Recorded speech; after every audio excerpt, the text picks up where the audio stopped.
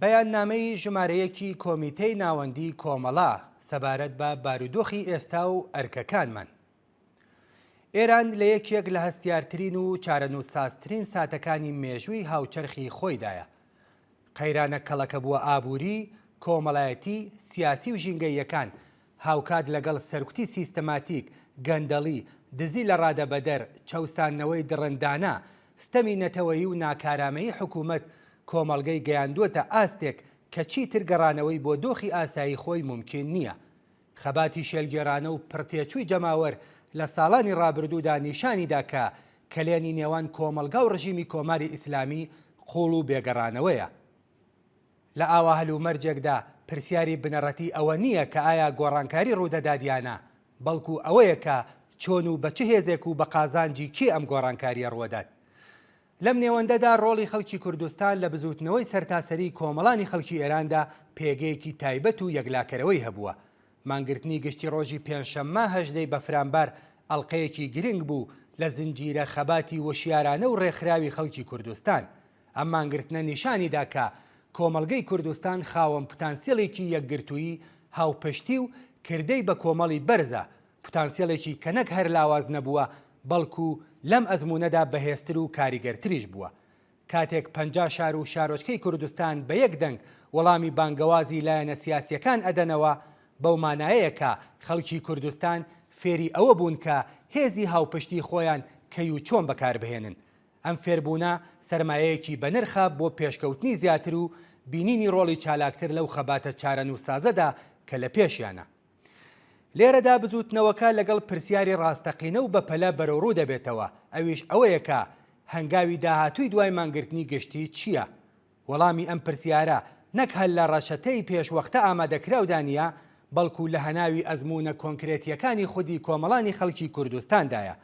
لە دەیان ساڵی ڕابردوودا کۆمەڵگەی کوردستان گەلێک شکل و شێوازی خۆنیشاندان و تاکتیکی جۆراوجۆری مەدەنی و سیاسی ئەزمون کردووە، لەوانە پێکهێنان و بەهێزکردنی ڕێکخرا و دامەزراوە مەدەنیەکان، ڕێکخراوە کرێکاریەکان، ڕێکخراوەکانی ژنان، معەلیمان، کۆڕ و کۆبوونەوە خوێندکاریەکان بۆ دیفاع لە داواکاریە گشتیەکان، کۆڕ و کۆبوونەوەکانی پەیوەست بە مافە مەدەنیەکان و زمانی دایکی، چالاکیە ژینگەییەکان، بەرنامەی فەرهەنگی و ئەدەبی، کۆبوونەوەی دایکانی دادخواز و بەڕێوەبردنی ڕێوڕەسمی یادکردنەوەی گیانبەختکردووان لە ساڕۆژ و بۆنە جۆراوجۆرەکاندا.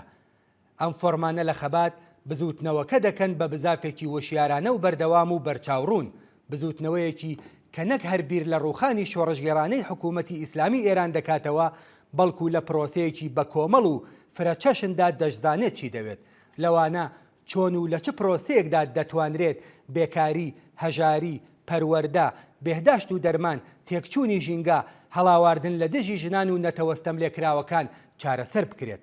بزوتنەوەیەکی نەک لە ڕووی سەرکێشی و هەڵچوون یان بەرژەوەندی وڵاتانی دەرەوە یان ئەو سەرمایەدارانەی کە بە گۆڕینی ڕوخسارەکانی ناو حکوومەت جەماوەری شۆڕژگێر دەرێنەوە بۆ ماڵەوە، بەڵکو بزوتنەوەیەکی واقعی و ڕێکخرا و خاوەنویست و داواخوازی ڕوون و ڕزگاری بەخشە. لە ئاوا هەلومەرجێکدا هاوکات لەگەڵ هەوڵی هێزە کۆنەپەرستەکانی وەک فاشیستە پاوانخوازەکان دەرفەت بۆ سەرهەڵدانی بزوتنەوە ڕەسەنەکان و خۆڕێخستنی جەماوەری دەڕەخسێت، دەبێ بە باشترین شێوە لەو کاتە کەڵک وەربگیرێت. لە هەلومەرجی ئێستەدا دووبارە زیندووکردنەوە و پەرەپێدانی ئەو فۆرم و شێوازانەی خەبات لە ئاستێکی بربڵاوتر، هاو ئاهەنگتر و بە مورکی هەلومەرجی نوێوە دەتوانێت ببێتە دەفر و چوارچێوە گەلێک کە تێیاندا ڕێبەرانی کۆمەڵایەتی و سیاسی لە دڵی کۆمەلگاوە سەر هەڵبدەن، متمانەی گشتی بگەڕێتەوە و ئاراستە سیاسیە دروستەکان پێگەی کۆمەڵایەتی بەدەست بهێنن. خاڵی بەهێزی ئەو شکل و شێوازە لە خەبات ئەوەیە کە سەرکوتکردنی تەواوەتیان بۆ حکوومەت کارێکی ئاسان نییە و تێچووی سیاسی و کۆمەڵایەتی قورس بەسەر دوژمندا دەسەپێنێت. هاوکات پێویستە بە ڕاشکاوی و بەرپرسیارانە بە خەڵک بڵێن کە ئازادی، دێموکراسی و ژیانێکی شایستە تەنها بەدەستی خودی جەماوەر ممکن دەبێت.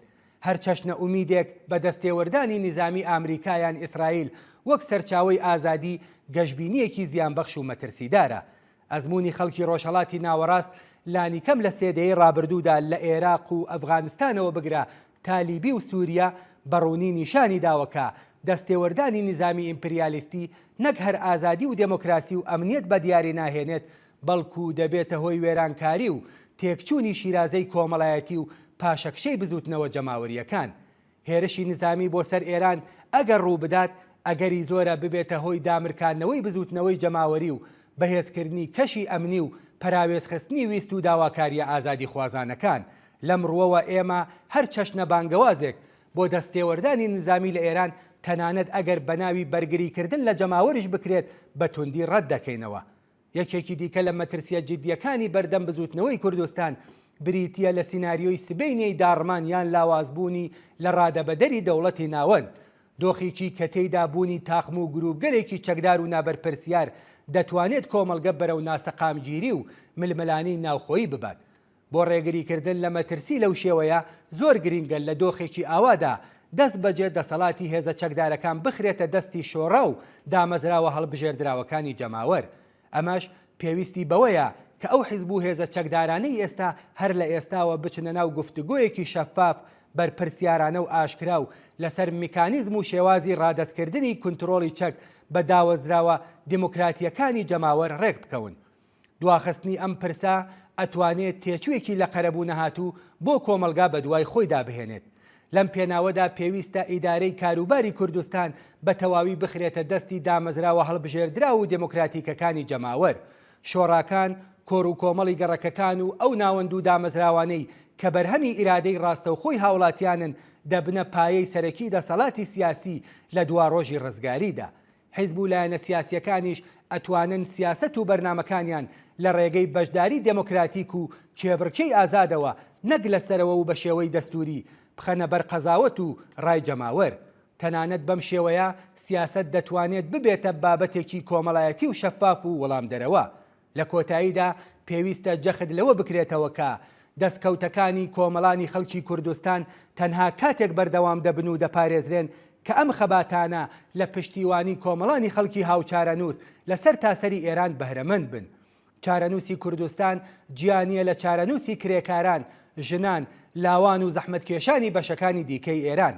دامەزراندنی حکوومەتێکی دموکراتیک، جەماوەری و لامەرکەزی لە ناوەند، زامنی پاراستن و مانەوەی دەستکەوتەکانی نەتەوە و ناوچە جیاوازەکانە و زەمینە بۆ هەنگاوی هاوبەشی کرێکارانی کوردستان و ئێران بەرەو کۆمەلگەیەکی ئازاد و یەکسان و خۆشگوزەران واتە کۆمەلگەیەکی سۆسیالیستی خۆش دەکات. ئەمڕۆ ئەرکی ئێمە پتر لە هەر کاتێکی دیکە بریتیە لە گرێدان و لێک هەڵپێکانی خەباتی ناوچەیی و لۆکاڵی بە ئاسۆی سەرتاسەری، بەهێزکردنی خۆڕێخستنی جەماوەری، دوورکەوتنەوە لە وەهم و خۆشباوەڕیە مەترسیدارەکان و خۆ ئامادەکردنی وشیارانە بۆ سبەینەی دوای کۆماری ئیسلامی. داهاتوو بنیاد دەنرێت. گرنگ ئەوەیە کە بە ئاگایی و بە کۆمەڵ و لە بەرژەوەندی زۆربەی هەرە زۆری جەماوەردا بنیاد بنرێت. کۆمیتەی ناوەندی کۆمەڵا ڕێکخراوی کوردستانی حیزبی کۆمۆنیستی ئێران 22 بەفرامباری 1404 هەتاوی